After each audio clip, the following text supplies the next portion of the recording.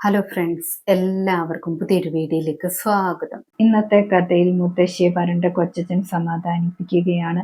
വരുൺ കുറച്ച് ദിവസമൊക്കെ മാറി നിൽക്കാറില്ലേ, അവൻ പെട്ടെന്ന് തന്നെ ഇങ്ങ് വരുമെന്നൊക്കെ പറയുന്നു.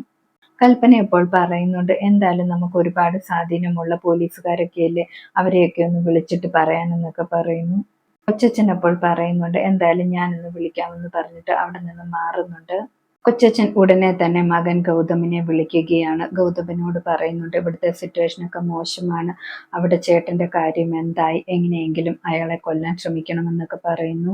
ഗൗതം പറയുന്നുണ്ട്, അച്ഛൻ ഇനിയും ഇങ്ങോട്ട് വിളിക്കേണ്ട, ഞാൻ കാര്യമൊക്കെ കൃത്യമായി ചെയ്തിട്ട് അങ്ങോട്ട് വിളിക്കാമെന്നൊക്കെ പറഞ്ഞ് ഫോൺ വെക്കുന്നു. ഗൗതം മാസ്ക് ഇട്ടിട്ട് ഐസിയുനുള്ളിലേക്ക് പോകുന്നുണ്ട്. ആ സമയത്ത് രാധിക അത് കാണുന്നുണ്ടായിരുന്നു.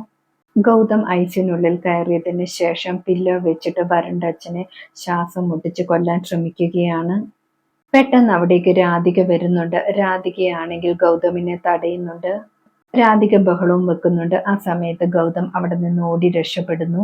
വരുണിന്റെ അമ്മയും അവിടേക്ക് വരുന്നുണ്ട്. എന്തു പറ്റിയെന്ന് ചോദിക്കുന്നു. രാധിക അപ്പോൾ പറയുന്നുണ്ട്, ഇതിനുള്ളിൽ ഒരാൾ വന്നിട്ട് അച്ഛനെ കൊല്ലാൻ ശ്രമിച്ചു എന്നൊക്കെ പറയുന്നു. പെട്ടെന്ന് നേഴ്സും അവിടേക്ക് വരുന്നുണ്ട്. രാധിക കാര്യമൊക്കെ പറയുന്നുണ്ട്.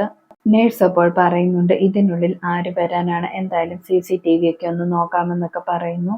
ഇപ്പൊ പേഷ്യന്റിന് കുഴപ്പമൊന്നുമില്ല, പൾസൊക്കെ നോക്കിയിട്ടെന്നൊക്കെ നേഴ്സ് പറയുന്നുണ്ട്. രാധിക വെളിയിൽ വന്നിട്ട് വരുണിന്റെ അമ്മയോട് പറയുന്നുണ്ട്, എനിക്കൊരു സംശയമുണ്ട്, ഇത് ചെയ്തത് ഗൗതമാണെന്നാണ് തോന്നുന്നതെന്ന് പറയുന്നു. വരുണിന്റെ അമ്മ പറയുന്നുണ്ട്, അത് മോളുടെ തെറ്റിദ്ധാരണ മാത്രമായിരിക്കും, അങ്ങനെയൊന്നും ആയിരിക്കില്ല എന്നൊക്കെ. ഇന്നലെ തൊട്ട് വരുണിന്റെ അച്ഛനെ ഇവിടെ കൂട്ടിയിട്ട് വന്നതും എല്ലാ കാര്യത്തിനും അവൻ ഇവിടെ ഉണ്ടായിരുന്നു, അവൻ അങ്ങനെയൊന്നും ചെയ്യത്തില്ല, മോള് തെറ്റിദ്ധരിച്ചതാണെന്നൊക്കെ പറയാണ്.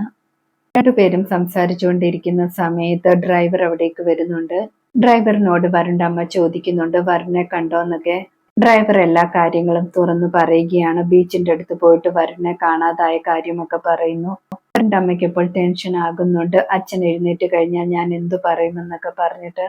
രാധിക അപ്പോൾ സമാധാനിപ്പിക്കുന്നുണ്ട്, ഉറപ്പായിട്ടും വരുൺ വരുമെന്നൊക്കെ പറഞ്ഞിട്ട്. പെട്ടെന്ന് വെളിയിലേക്ക് ഒരു നേഴ്സ് വന്നിട്ട് പറയുന്നുണ്ട്, അകത്തേക്ക് ഡോക്ടർ വിളിക്കുന്നുവെന്ന്. രാധികയും വരുണിന്റെ അമ്മയും അകത്തേക്ക് ചെല്ലുന്നുണ്ട്. ഡോക്ടർ പറയുന്നുണ്ട്, വരുണിന്റെ അച്ഛൻ ഇപ്പോൾ സുഖമായിട്ടുണ്ടെന്നൊക്കെ, ഇപ്പൊ വലിയ പ്രശ്നമൊന്നുമില്ലെന്നൊക്കെ പറയുന്നു.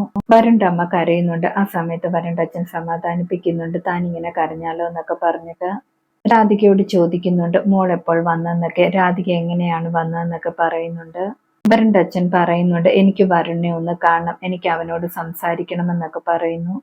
അവൻ വീട്ടിലേക്ക് പോയതാണെങ്കിൽ പെട്ടെന്ന് തന്നെ വിളിക്കാനെന്നൊക്കെ പറയുകയാണ്. രാധികയും വരുണിന്റെ അമ്മയും വെളിയിലേക്ക് വന്നതിന് ശേഷവും ഡോക്ടർ പറയുന്നുണ്ട്, വരുണിനെ എത്രയും പെട്ടെന്ന് വിളിക്കാനെന്ന്, പേഷ്യന്റിന് അതൊരാശ്വാസമാകുമെന്നൊക്കെ പറയുന്നു. വരുണിന്റെ അമ്മ രാധികയുടെ അടുത്ത് വരുണിനെ ഓർത്ത് സങ്കടപ്പെടുകയാണ്. അവൻ എവിടെ പോയി, അവൻ വന്നില്ലെങ്കിൽ അച്ഛന് പ്രശ്നമാകുമല്ലോ എന്നൊക്കെ പറയാണ്. രാധിക അപ്പോൾ അമ്മയെ സമാധാനിപ്പിക്കുകയാണ്. വരുൺ ഉറപ്പായിട്ടും വരുമെന്നൊക്കെ പറഞ്ഞിട്ട്. ഇത്രയും നല്ല അച്ഛന്റെ അമ്മയുടെ മനസ്സ് ദൈവം കാണാതിരിക്കത്തില്ല, വരുൺ ഉറപ്പായിട്ടും ഇവിടെ എത്തുമെന്നൊക്കെ രാധിക പറയുകയാണ്. രാധികയുടെ വാക്കുകൾ കേൾക്കുമ്പോൾ വരുണിന്റെ അമ്മയ്ക്ക് ഒരുപാട് സന്തോഷമാകുന്നു. വരുണിന്റെ അമ്മ രാധികയെ ചേർത്ത് പിടിച്ച് കരയുകയാണ്. ശേഷം കാണിക്കുന്നത് തിരുമേനി പ്രിയങ്കയും കൂട്ടി വീട്ടിലേക്ക് വരികയാണ്. അപ്പോൾ വീട് അടഞ്ഞു കിടക്കുകയാണ്. പെട്ടെന്ന് തന്നെ ഓട്ടോയിൽ മുത്തശ്ശിയും രാധികയും അമ്മയും വന്നിറങ്ങുന്നുണ്ട്. മുത്തശ്ശിയുടെ തലയിലെ കെട്ട് കണ്ടിട്ട് തിരുമേനി പേടിക്കുന്നുണ്ട്. എന്തു പറ്റി അമ്മയ്ക്ക് എന്നൊക്കെ ചോദിക്കുകയാണ്. യശോദ എപ്പോൾ പറയുന്നുണ്ട്, അമ്മ ചെറുതായിട്ട് വീണതാണ്, അതുകൊണ്ട് ഹോസ്പിറ്റലിൽ പോയിട്ട് വന്നതാണെന്നൊക്കെ പറയുന്നു. മുത്തശ്ശി ചോദിക്കുന്നുണ്ട്, പ്രിയങ്ക എന്താണ് ഇവിടെയെന്ന്. എല്ലാ കാര്യവും അകത്ത് കയറിയിട്ട് പറയാമെന്ന് തിരുമേനി പറയുന്നു. തിരുമേനി പറയുന്നുണ്ട്, കണിമംഗലത്തുകാർ എന്നെ വിളിച്ചു വരുത്തിയതാണ്, ശേഷം പ്രിയങ്ക അവർ എന്നോടൊപ്പം അയച്ചതാണെന്നൊക്കെ പറയുന്നു. നല്ലൊരു കുടുംബത്തിൽ ചെന്നിട്ടും അവൾ എന്തൊക്കെയാണ് ചെയ്തതെന്നറിയോ, നമ്മൾ ഇവളെ കുറിച്ച് പണ്ടൊക്കെ പേടിച്ചതുപോലെയൊക്കെയാണ് സംഭവിച്ചിരിക്കുന്നത്. അത് മാത്രമല്ല, സ്വർണവും ആഭരണവും ഒക്കെ ആയിട്ടാണ് ഇറങ്ങാൻ ശ്രമിച്ചതെന്നും പറയുന്നു. തിരുമേനി പറയുന്നത് കേട്ടിട്ട് എല്ലാവർക്കും ഷോക്കാകുന്നുണ്ട്. ഇന്നത്തെ കഥ ഇതോടെ അവസാനിക്കുന്നു. പുതിയ കഥയുമായി വീണ്ടും കാണാം. Thank you.